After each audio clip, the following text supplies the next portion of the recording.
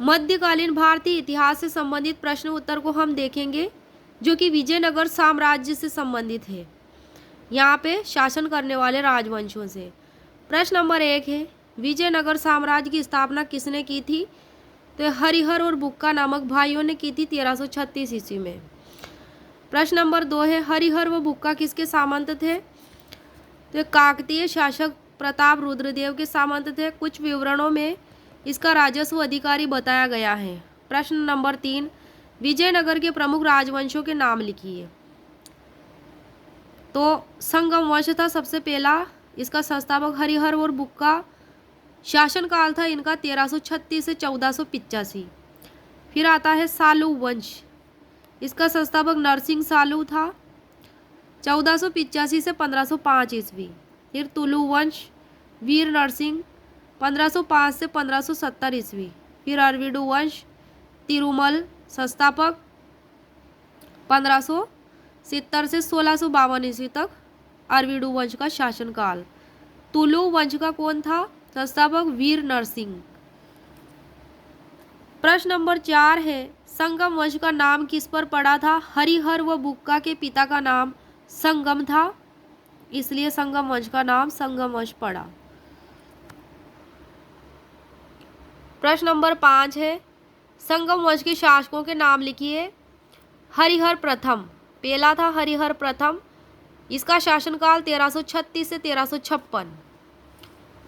दूसरा था बुक्का प्रथम, 1356 से 1377। तीसरा था हरिहर द्वितीय, 1377 से 1404। चौथा था विरूपाक्ष प्रथम, 1404। पांचवा था बुक्का द्वितीय, 1404 से 1406। छठा था देवराय प्रथम, 1406 से 1422। सातवां था देवराय द्वितीय, 1422 से 1446। आठवां था मल्लिकार्जुन, 1446 से 1465। नौवां था विरूपाक्ष द्वितीय, 1465 से 1485। प्रश्न नंबर 6 है, सालू वंश के शासकों के नाम। सालू वंश के पहला था सालू नरसिंह, 1485 से 90। दूसरा था इम्माडी नरसिंह, 1490 से 1505। क्वेश्चन नंबर 7, तुलु वंश के शासक। तुलु वंश के शासक का जो शासनकाल था 1505 से 1570 का था। पहला है वीर नरसिंह, 1505 से 1509। तुलु वंश के शासकों में कृष्णदेव राय, 1509 से 1529, ये सर्वाधिक शक्तिशाली था तुलु वंश में कृष्णदेव राय। तीसरा अच्युत देव राय, 1529 से 1542। चौथा है सदाशिव राय, 1542 से 1570। प्रश्न नंबर 8, अरविडु वंश के शासक। तिरुमल था पहला।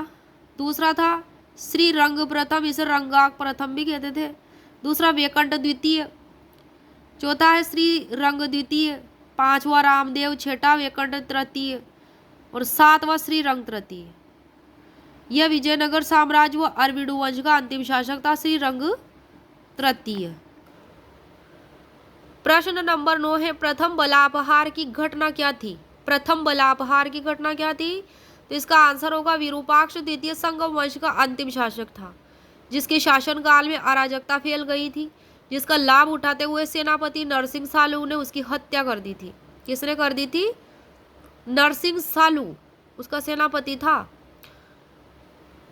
किसका? विरूपाक्ष द्वितीय का। तो उसी ने हत्या कर दी थी क्योंकि उसके शासन काल में अराजकता फैल रही थी।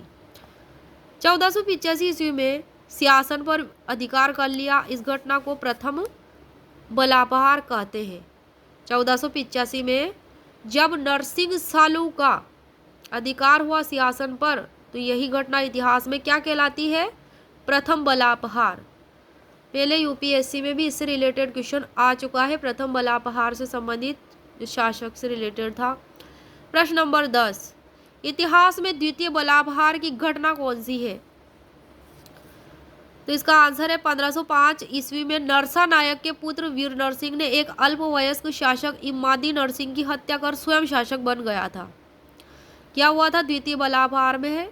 इतिहास में क्यों फेमस है घटना? ये 1505 ईस्वी में नरसा नायक के पुत्र का नाम था वीर नरसिंह, उसने एक अल्पवयस्क शासक इमादी नरसिंह की हत्या कर स्वयं शासक बन गया और विजयनगर साम्राज्य में तीसरे राजवंश तुलु वंश की नींव डाली। वीर नरसिंह द्वारा स्थापित तुलु वंश को इतिहास में द्वितीय बलापार के नाम से जाना जाता है। प्रश्न नंबर 11 है, बुक्का प्रथम की उपाधियां क्या थी? पहली थी वेदमार्ग का प्रतिष्ठापक, दूसरी थी दो समुद्र का अधिपति। इसका शासनकाल 1356 से 1377। हरिहर प्रथम निसंतान था। मृत्यु से पूर्व उसने अपने भाई बुक्का प्रथम को अपना उत्तराधिकारी बनाया था। बुक्का को राजशासन का अवलंब भी कहा जाता है, बुक्का प्रथम को। प्रश्न नंबर 1 है, अपनी वैदेशिक नीति का विस्तार करने के लिए एक दूतमंडल कहाँ भेजा था उसने? बुक्का प्रथम ने चीन में भेजा था 1374 में। प्रश्न नंबर 13 है, विजयनगर और बहमनी साम्राज्य के बीच संघर्ष का मुख्य कारण क्या था? कृष्णा, तुंगभद्रा, रायचूर नदियों के दोआब का क्षेत्र। उपजाऊ क्षेत्र होने के कारण दोनों साम्राज्य इसे अपने क्षेत्र में शामिल करना चाहते थे। किसको? तुंगभद्रा, कृष्ण तुंगभद्रा को। बुक्का ने रायचूर, दोआब तथा तेलंगाना के शासक कापय नायक ने क्या करा? कैलाश दुर्ग की बहमनी शासक मोहम्मद शाह प्रथम से संयुक्त रूप से डिमांड रखी थी। बुक्का प्रथम ने भी और उस तेलंगाना के शासक कापय नायक ने। दोनों मांगों को एक साथ प्रस्तुत देखकर सुल्तान हैरान हो गया। कौन? मोहम्मद शाह प्रथम। बुक्का ने तुंगभद्रा दोआब में स्थित मुदगल के किले पर अधिकार भी कर लिया था, बुक्का प्रथम ने। अतः युद्ध हेतु पहली बार किसी बहमनी सुल्तान ने तुंगभद्रा पार करके विजयनगर में प्रवेश किया, जिसका नाम मोहम्मद शाह प्रथम था। फरिश्ता बताता है कि विजयनगर और बहमनी के बीच 1367-68 में युद्ध हुआ, जिसमें 4 लाख हिंदू मारे गए, परंतु युद्ध विजयनगर के पक्ष में ही फिनिश हुआ। प्रश्न नंबर 14 है, सर्वप्रथम तोपों के प्रयोग की जानकारी दोनों पक्षों द्वारा कौन से युद्ध में मिलती है? तो ये जो इन दोनों के बीच में युद्ध हुआ था, बुक्का प्रथम और मोहम्मद शाह के बीच में, उससे मिलती है। विजयनगर साम्राज्य के और बहमनी साम्राज्य के बीच में जो युद्ध हुआ था 1367-68 में, इसमें विजय किसको मिली थी? बुक्का प्रथम को। और बहमनी शासक कौन था इसके अपोजिट? मोहम्मद शाह प्रथम। तो इन दोनों के बीच में जो युद्ध हुआ था कृष्णा, तुंगभद्रा, रायचूर इसके क्षेत्र को लेकर, तो ये जानकारी उससे मिलती है कि इस युद्ध में तोपों का प्रयोग हुआ था। विजयनगर और बहमनी साम्राज्य के युद्ध में संविधान बनाया गया था। यह नियम कि युद्ध के दौरान आम नागरिकों की हत्या नहीं की जाएगी। इसके बाद कृष्णा नदी को विजयनगर और बहमनी के बीच की सीमा स्वीकार कर ली गई थी, कृष्णा नदी को। इसके पश्चात बुक्का प्रथम ने रेड्डी राज्य के संस्थापक प्रोलय वेम के पुत्र से कोंडविडु जीत लिया था, कोंडविडु क्षेत्र। प्रश्न नंबर 15, बुक्का प्रथम के सामरिक जीवन की सबसे बड़ी उपलब्धि कौन सी थी? मदुरा विजय। इस साम्राज्य की स्थापना किसने करी थी? मदुरा की एसार खान ने करी थी 1335 ईस्वी में। और मदुरा विजय किसने की थी? बुक्का प्रथम के पुत्र का नाम था कुमार कंपन। तो उसने 1370-71 में मदुरा के सुल्तान को पराजित कर दिया था। मदुरा और रामेश्वरम सेतुबंध तक का प्रदेश क्या था? विजयनगर साम्राज्य में मिला लिया गया था और मदुरा का सूबेदार कुमार कंपन बन गया था। कंपन की पत्नी गंगा देवी ने उसके इस पराक्रम पर संस्कृत में मदुरई विजयम नामक पुस्तक भी लिख दी थी। कंपन की जो पत्नी थी कुमार कंपन की, जो कि बुक्का प्रथम का पुत्र था, तो उसकी पुत्र वधू थी गंगा देवी। उसने इस मदुरा विजय पर जो उसके पति ने प्राप्त की थी, कंपन ने मदुरा विजयम पुस्तक लिखी थी, मदुरई विजयम। प्रश्न नंबर 16 है, बुक्का प्रथम ने कौन से साम्राज्यों से राजनयिक संबंध स्थापित किए थे? तो था चीन, मालाबार और सिलोन के साथ। चीन में दूतमंडल भेजा था 1374 में। प्रश्न नंबर 17, सर्वप्रथम किसने वेदों की नई व्याख्या प्रस्तुत करने को कहा था? बुक्का प्रथम ने। अपने कुलगुरु माधवाचार्य विद्यारण्य और उनके भाई सायण को कहा था वेदों की नई व्याख्या प्रस्तुत करने को बुक्का प्रथम ने।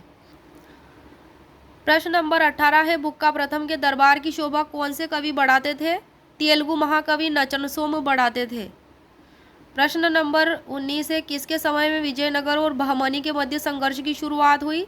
बुक्का प्रथम के। 1336 ईस्वी से ही हरिहर प्रथम के साथ संयुक्त शासक के रूप में शासन कर रहा था बुक्का प्रथम, दोनों भाई साथ। प्रश्न नंबर 20 है, बुक्का प्रथम को साहित्यकारों ने क्या कहा था? 3 समुद्रों का स्वामी, किंतु इसने महाराज की पदवी कभी धारण नहीं की थी। This is important. बुक्का प्रथम ने महाराज की पदवी कभी धारण नहीं की थी।